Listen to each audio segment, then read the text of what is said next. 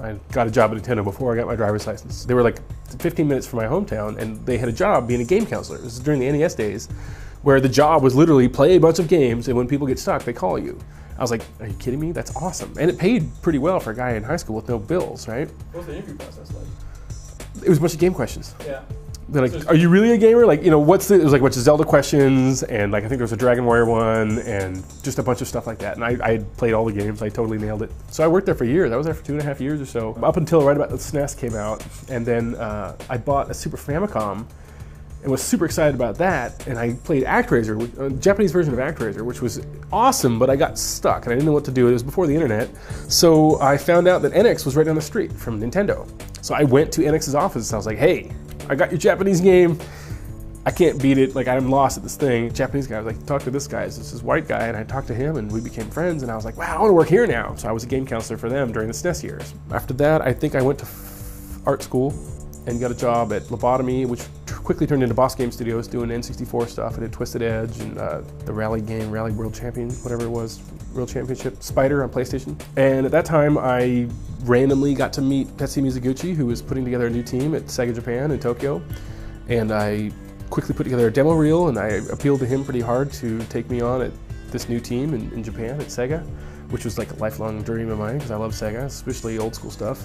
So I got to move to Tokyo, and I got to join the Space Channel 5 team, and then I was on the Rez team for most of Rez, and then was on a couple other projects after that kind of got canceled, and then I left, and then I worked at EA in Los Angeles with Steven Spielberg on the El Mano project for a couple of years. I was a concept artist there, did some gameplay, design stuff. That was great, yeah. I mean, I'm bummed the game didn't ship. We all worked on it really hard. It just never really, it was a really big scope, big scale, and we were never able to quite wrangle it together, and it kind of fell apart, which was a bummer. It was really cool. Wasn't the whole idea like it was a super short experience, but it was super replayable? That was one of the possibilities. Yeah, we never actually got far enough for that actually to be a thing, but in concept, yeah. It was cool showing my art to Steven Spielberg, It was like in a meeting room with him talking about my concept paintings. I was like, oh my God.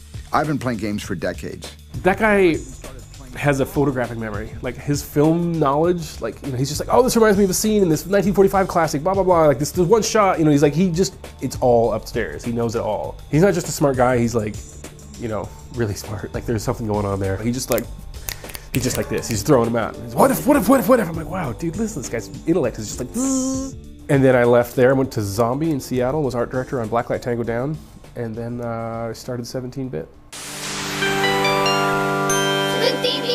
I've been in games for most of my career, most of my adult life, and I thought I knew a lot about making games, and I did, working for a big studio, but running your own company is a totally different thing. Getting a publisher deal, how to pitch, how to deal with the press, how to maintain your engine, how much work do you want to put into creating your own tools versus using off-the-shelf stuff. I mean, there's so much we've all learned through the Skulls of the Shogun process, and we're hoping to take that 4-year Skulls dev cycle and turn it into about half of that. Skulls was largely a 3-man gig. We just hired our 8th full-time guy. He'll start at the end of the month.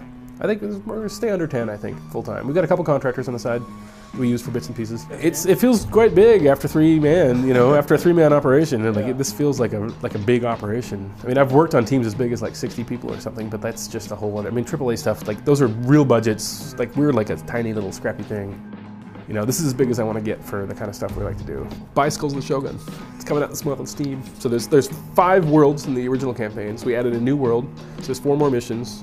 They're pretty high level. So you beat the main game, and then there's these 4 kind of expert level campaigns. There's a new monk, the Tanuki monk is sort of a little raccoon guy. He's got all this weird trickster magic. Okay. So it's kind of high level in that stuff too. He's very powerful if you use him correctly. He's very interesting. We added a kind of a badge leveling up system. So when you finish levels, you get experience, and you earn these sort of badges, and you can kind of upgrade those and customize your title and stuff like that. So it's really good for the online. You can trade them and stuff like that.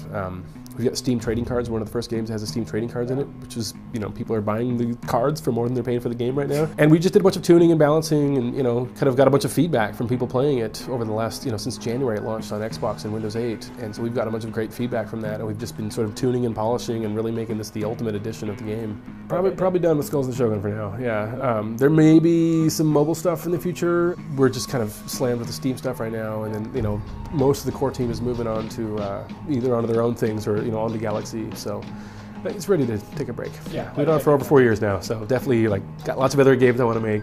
You see all this gray hair? This is all from since then. We dug ourselves in deep. We committed to doing 3 platforms for our first game. So the phone, you know, the Windows 8 and the Xbox. We agreed to be the first guys that were like cross-platform, you know, knowing that tech wasn't quite there yet on their side, assuming that they were gonna, you know, get it out to us on time. They didn't get it on time.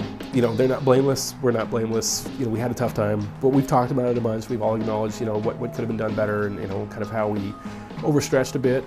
But, you know, if we had done just an Xbox version, like, we would have been fine. I mean, an amazing experience, you know, running my own studio and, you know, making the game that we wanted to make and being able to do all the art. And, I mean, after all these years in game development, like, I've never been so fulfilled, like, even close. It's way more stress, it's way more work, it's way more panic, you know, way more sleepless nights, but I wouldn't trade it. It's amazing.